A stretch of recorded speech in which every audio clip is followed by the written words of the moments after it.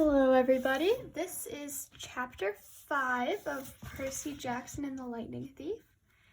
Be sure to check out the other videos if you haven't listened to them yet. Okay, chapter 5, I play Pinnacle with a horse.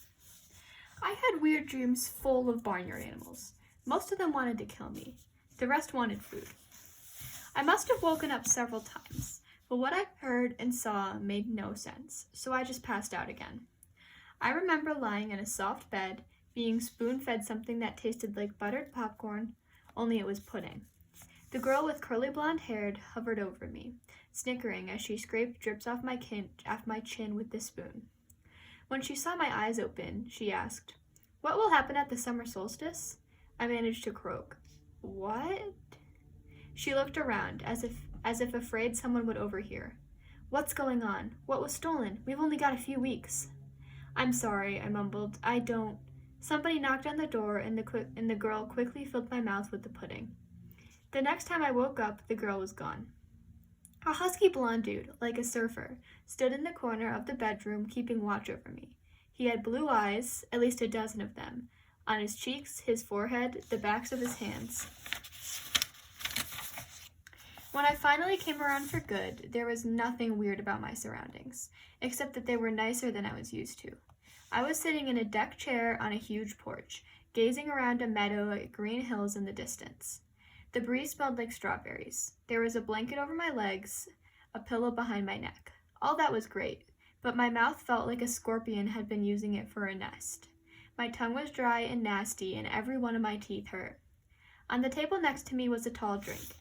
It looked like iced apple juice with the green straw and a paper parasol stuck through maraschino cherry. My hand was so weak, I almost dropped the glass once I got my fingers around it. "Careful," a familiar voice said. Grover was leaning against the porch railing, looking like he hadn't slept in a week. Under one arm, he cradled a shoebox. He was wearing blue jeans, Converse high tops, and a bright orange shirt that said Camp Half-Blood.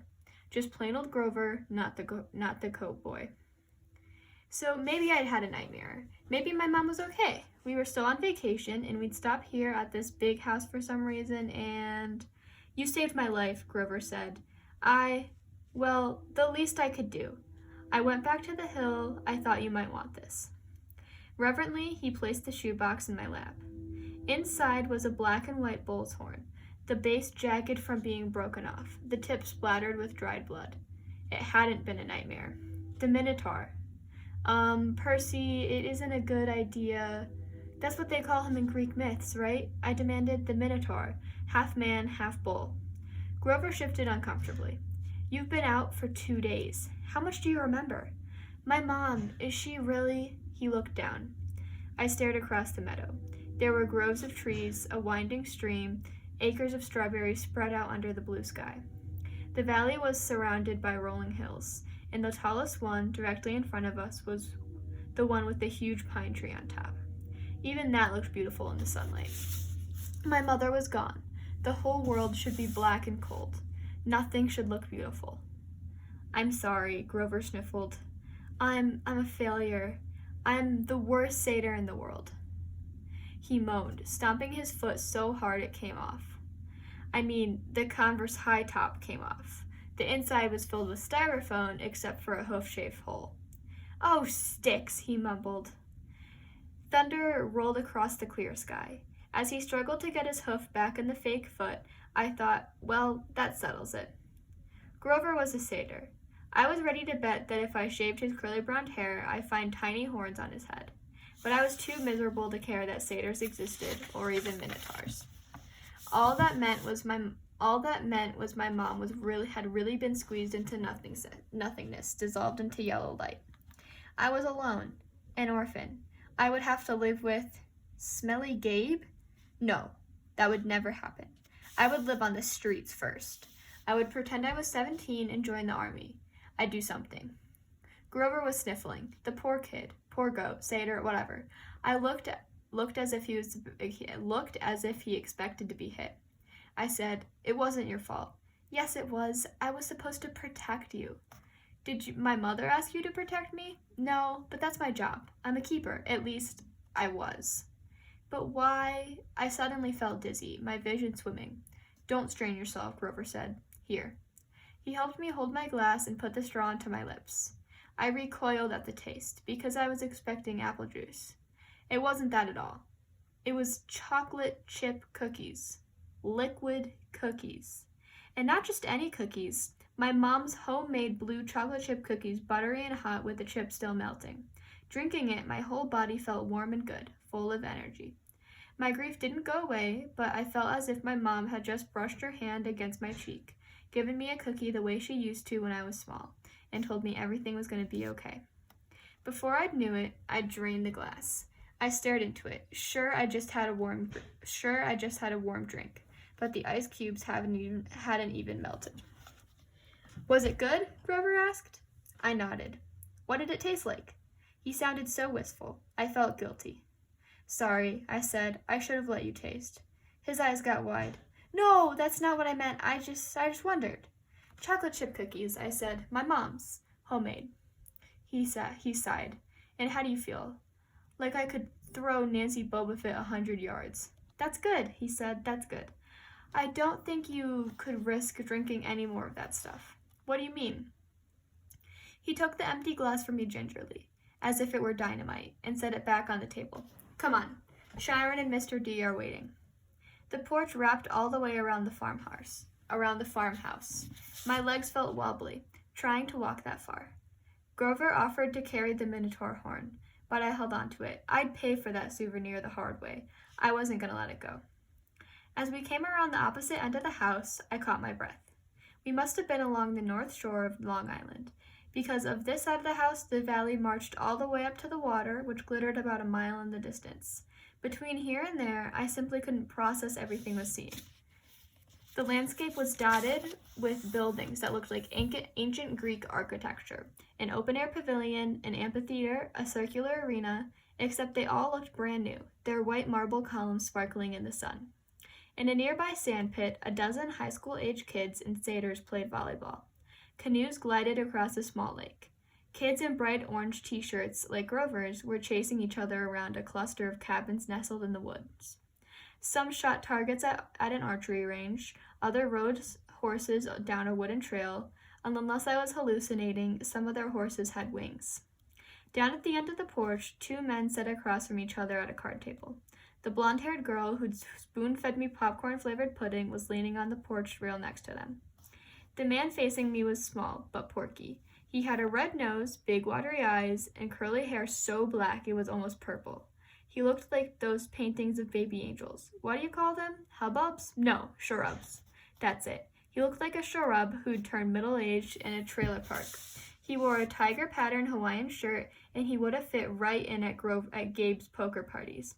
Except I got a feeling this guy could have out-gambled even my stepfather. That's Mr. D, Grover murmured to me. He's the camp director. Be polite. That girl? That's Annabeth Chase. She's just a camper, but she's been here longer than just about anybody. And you already know Sharon. He pointed at the guy whose back was to me. First, I realized he was sitting in a wheelchair. Then I recognized the tweed jacket, the thinning brown hair, the scraggly beard. Mr. Brunner, I cried. The Latin teacher turned and smiled at me. His eyes had that mischievous glint that they sometimes got in class when he pulled a pop quiz and made all the multiple choice answers B. Ah, good, Percy, he said. Now we have 4 for our pinnacle. He offered me a chair to the right of Mr. D and looked at me with bloodshot eyes and heaved a great sigh. Oh, I suppose I must say it. Welcome to Camp Half-Blood. There, now, don't expect me to be glad to see you.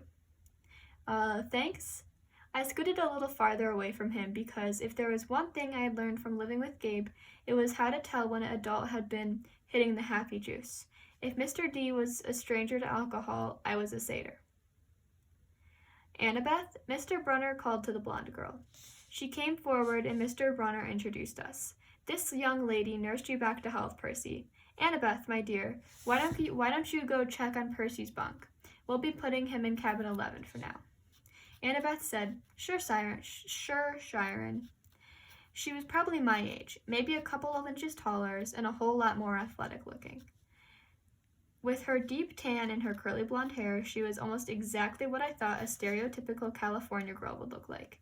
except her eyes ruined the image.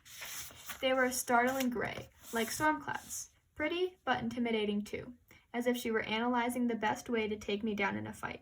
She glanced at the Minotaur hands and horn in my hands, then back at me. I imagined she was going to say, "You killed a Minotaur," or "Wow, you're so awesome," or something like that. Instead, she said, "You drool when you sleep." Then she sprinted off down the lawn, her blonde hair flying behind her. "So," I said, anxious to change the subject, "you work here, Mr. Brunner?" "Not Mr. Brunner," the ex-Mr. Brunner said. "I'm afraid that was a pseudonym. You may call me Chiron." "Okay." Totally confused, I looked at the director. "And Mr. D, does that stand for something?" Mr. D stopped shuffling the cards. He looked at me like I'd just belched loudly. "Young man, names are powerful things. You don't just go around using them for no reason." "Oh, right. Sorry." "I must say, Percy," Chiron Brunner broke in, "I'm glad to see you alive. It's been a long time since I've made a house call to a potential camper. I hate to think I've wasted my time." "House call?" "My year at Yancey Academy, to instruct you. We have satyrs at most schools, of course, keeping a lookout. But Grover alerted me as soon as he met you. He sensed you were something special, so I decided to come upstate. I convinced the other Latin teacher to take a leave of absence." I tried to remember the beginning of the school year. It seemed like so long ago. But I did have a fuzzy memory of there being another Latin teacher my first week at Yancey. Then, without explanation, he disappeared and Mr. Brunner had taken the class. "You came to Yancey just to teach me?" I asked. Chiron nodded. "Honestly, I wasn't sure about you at first. We contacted your mother, let her know we were keeping an eye on you, in case you were ready for Camp Half-Blood. But you still had so much to learn. Nevertheless, you made it here alive, and that's always the first test." "Grover," Mr. D said impatiently, "are you playing or not?" "Yes, sir." Grover trembled as he took the fourth chair, though I didn't know why he should be so afraid of a pudgy little man in a tiger print Hawaiian shirt. "You do know how to play Pinnacle." Mr. D eyed me suspiciously. "I'm afraid not," I said. "I'm afraid not, sir," he said. "Sir," I repeated. I was liking the camp director less and less. "Well," he told me, "it is, along with gladiator fighting and Pac-Man, one of the greatest games ever invented by humans. I would expect all civilized young men to know the rules." "I'm sure the boy can learn," Chiron said. "Please," I said, "what is this place? What am I doing here?"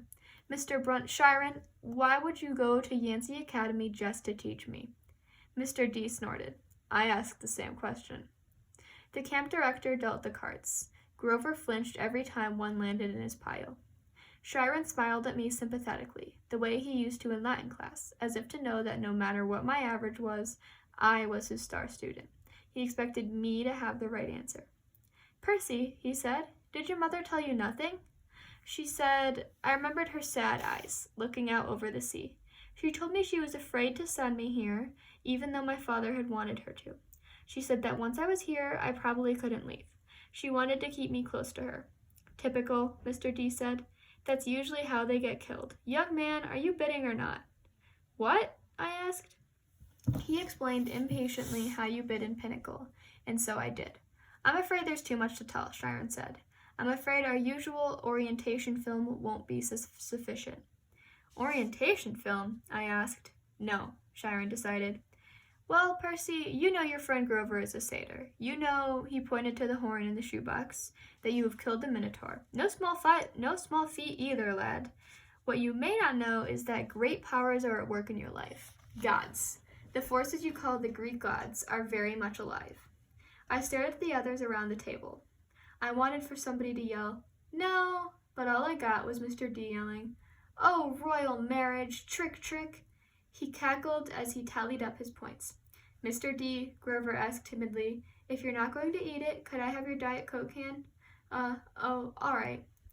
Grover bit a huge shard out of the empty aluminum can and chewed it mournfully. "Wait," I told Chiron, "you're telling me there's such thing as God?" "Well now," Chiron said, "God, capital G, God, that's a different matter altogether. We shan't deal with that metaphysical." "Metaphysical? But you were just talking about, gods, plural, as in great beings that control the forces of nature and human endeavors. The immortal gods of Olympus. That's a smaller matter. Smaller? Yes, quite. The gods we discussed in Latin class. Zeus, I said. Hera, Apollo, you mean them? And there it was again. Distant thunder on a cloudless day. Young man, said Mr. D, I would really be less casual about throwing those names around if I were you.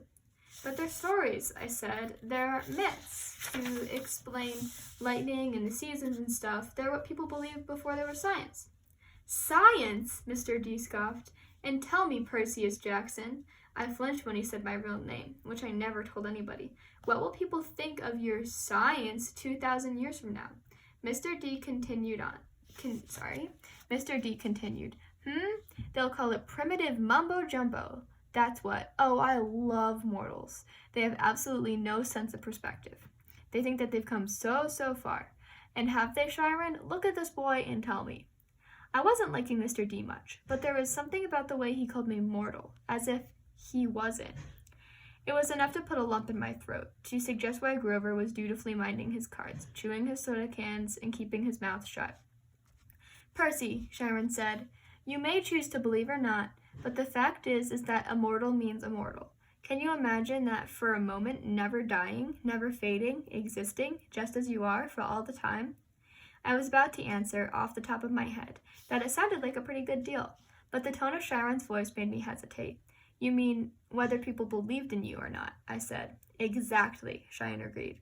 If you were a god, how would you like being called a myth, an old story to explain lightning? What if I told you, Percy Jackson, that someday people would call you a myth, just created to explain how little boys can get over losing their mothers?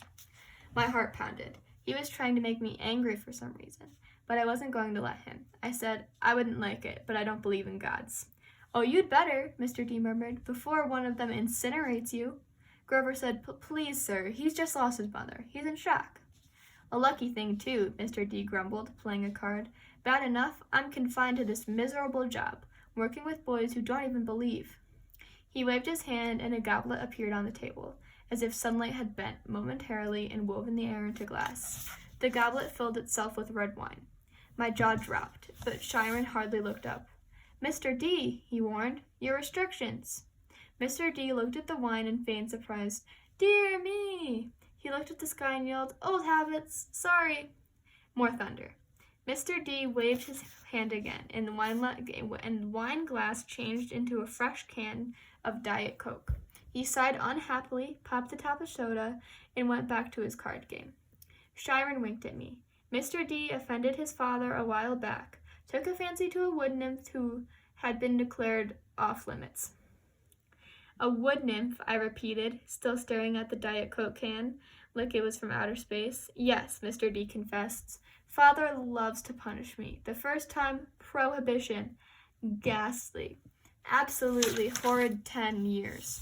The next time, well, she was pretty and I couldn't stay away. The second time, he sent me here. Half-Blood Hill. Summer camp for brats like you. Be a better influence, he told me. Work with youth rather than tearing them down. Ha! Absolutely unfair. Mr. D sounded about 6 years old, like a pouting little kid. And, I stammered, your father is immortalized. Chiron, Mr. D said. I thought you taught this boy the basics. My father is Zeus, of course. I ran through D names from Greek mythology. Wine, the skin of a tiger.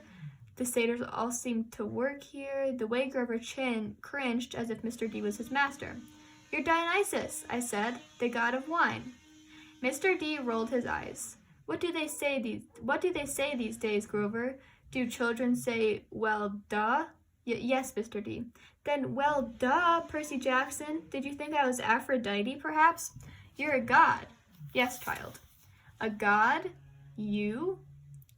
He turned to look at me straight on, and I saw a kind of purplish fires in his eye, a hint that this whiny, plump little man was only showing me the tiniest bit of his true nature.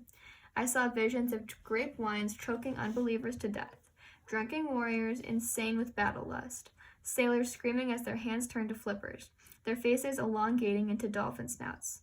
I knew that if I pushed him, Mr. D would show me worse things. He would plant a disease in my brain that would leave me wearing a straitjacket in a rubber room for the rest of my life.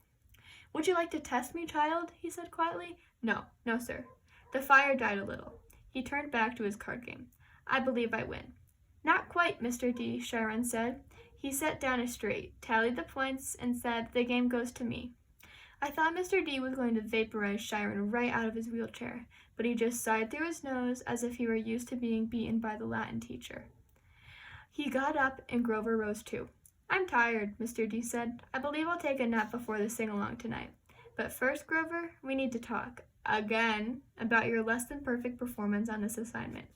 Grover's face beaded with sweat. Yes, sir." Mr. D turned to me.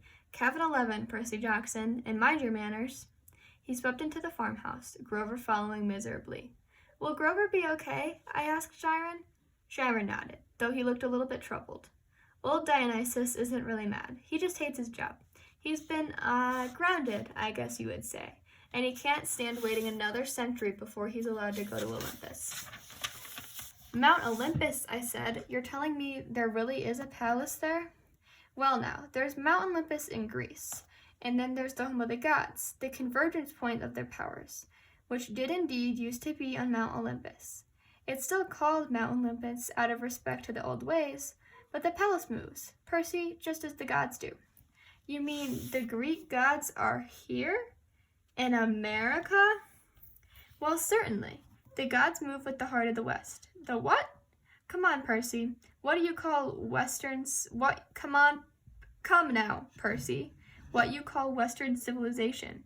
Do you think it's an abstract concept? No, it's a living force, a collective consciousness that has burned bright for thousands of years. The gods are a part of it. You might even say they're the source of it, or at least they are tied so tightly to it that they possibly couldn't fade, not unless all of Western civilization were obliterated. The fire started in Greece. Then, as you well know, or as I hope you know, since you passed my course, the heart of fire moved to Rome, and so did the gods. On different names, perhaps. Jupiter for Zeus, Venus for Aphrodite, and so on. But the same forces, the same gods. And then they died? No. Did the West die? The gods simply moved to Germany, to France, to Spain for a while. Wherever the flame was the brightest, the gods were there. They spent several centuries in England. All you need to do is look at the architecture. People do not forget the gods. Every place they've ruled for the last 3,000 years, you can see them in the paintings, in the statues, on the most important buildings. And yes, Percy, of course they are now in your United States. Look at your symbol, the eagle of Zeus. Look at the statue of Prometheus in the Rockefeller Center, the Greek facades on your government buildings in Washington. I defy you to find any American city where the Olympians are not prominently displayed in multiple places. Like it or not, and believe me, plenty of people weren't fond of Rome either, America is now heart of the flame. It is the great power of the West, and so Olympus is here, and we are here. It was all too much, especially the fact that I seemed to be included in Chiron's we, as if I were part of some club. Who are you, Chiron? Who am I? Chiron smiled. He shifted his weight as if he were going to get up out of his wheelchair, but I knew that wasn't possible. He was paralyzed from the waist down. Who are you? He mused.